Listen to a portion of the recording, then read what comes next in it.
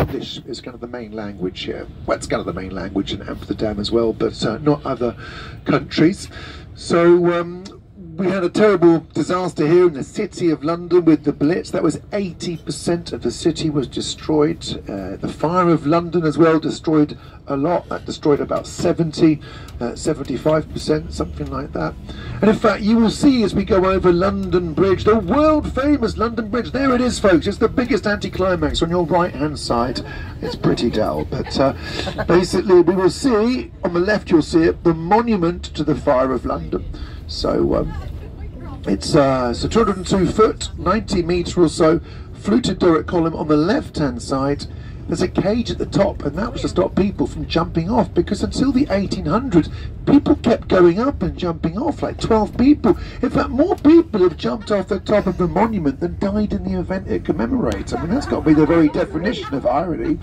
As we make our way along London Bridge here, just be aware that the more interesting London Bridge Americans have in Lake Havasu City in Arizona, bought by a businessman called Robert McCulloch Jr., and they shipped it over. There's a wicked rumour that he thought he was buying that bridge over on the left-hand side, Tower Bridge, that he got confused. I'm sorry, I think if you are a wealthy businessman, you have got that way by carefully perusing sales brochures. He knew exactly what he was buying.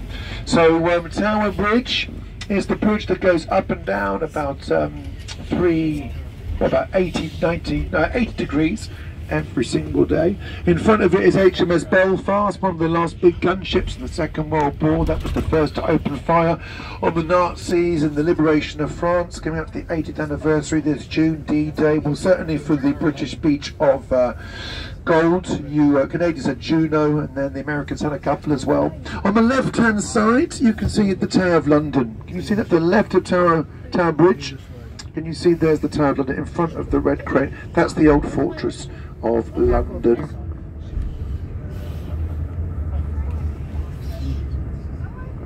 Okay, you know what?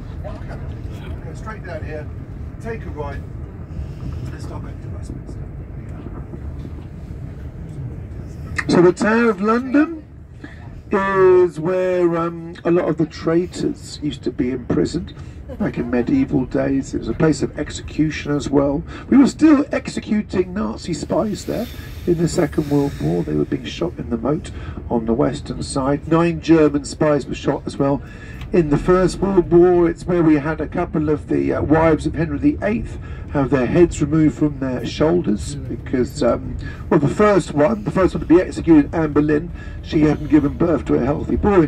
The 5th one, Catherine, she was actually guilty of cuckolding the king. So if you're married to Henry VIII, I mean, that probably wasn't the best move in history. So we're going to be back here, ladies and gents, boys and girls, people, folks, on the right hand side for lunch. Lunch is going to be here in Borough Market. So it's a very, very popular food market. The Wheat Sheaf on the right hand side, the W there under the bridge, very good burgers there. Great burgers in Honest Burger as well on the left hand side here with the green canopy. I mean, the only pub I would recommend in the whole of London, probably the whole of England actually, to have a burger would be the that particular pub, because they make the patties there, whereas other pubs, you know, they tend to kill the cow twice because they make the patties off site and they're worried about cross-contamination, so you won't get it a bit pinky and juicy like you do in Canada and America. So anyway, I don't know why I'm banging about hamburgers, maybe that's